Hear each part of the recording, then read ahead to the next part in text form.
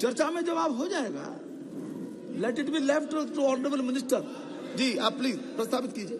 Sir, I introduce the bill, sir. Item number 27, Shrimati Nirmala Sitharaman ji. Sir, I rise to move for leave to introduce a bill to provide for the immediate effect for a limited period of provisions in bills relating to the imposition or increase of duties of customs and excise. Shri Adhir Ranjan ji. Sir, under Rule 72A, I do raise to oppose the introduction of the Provision Collection of Taxes Bill 2023 on the grounds that the bill clearly violates the provision of Article 265 of the Constitution. Madam, for your convenience, Article 265 provides that no tax shall be levied or collected except by authority of law. An interim arrangement to collect tax cannot be made under the present Constitution unless the Article 265 is suitably amended. And that fact is that the Provisional Collection of Taxes Act 1931 was enacted when there was no such provision in the Government of India Act 1999. So I would request you to at least reconsider the introduction of the bill because it clearly violates the enshrined article of, I have already mentioned 265, and don't try to shut up the opposition. Government should introduce a bill, shut up opposition.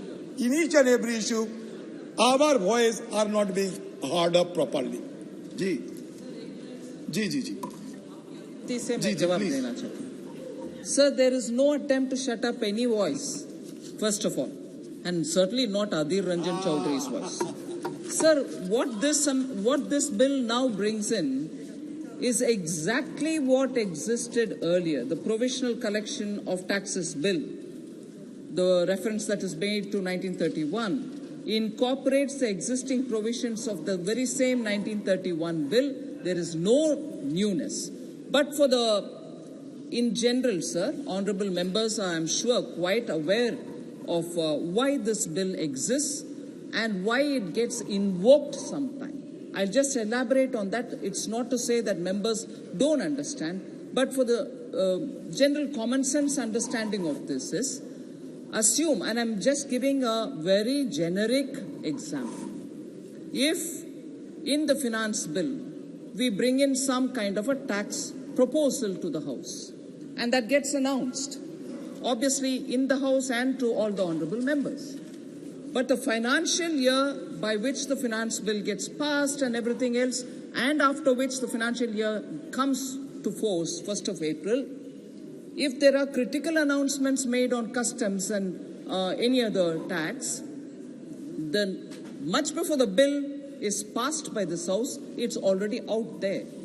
So it can lead to a lot of speculations, which by invoking this particular act, we are able to temporarily, that is a word here, till such a time it gets passed. And after it gets passed, it gets regularized. But if it doesn't get passed, obviously we'll go back to say no. So this is only to make sure that there are no speculative activities happening because it's become a part of the finance bill which gets announced when the budget is proposed. And this is existing from that 1931 Act.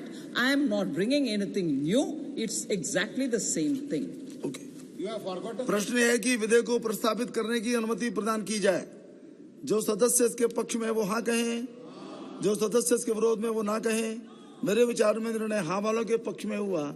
हाँ वालों के पक्ष में हुआ. माननीय मंत्री जी विधेयक को प्रस्तावित करें. Sir, I introduce the bill.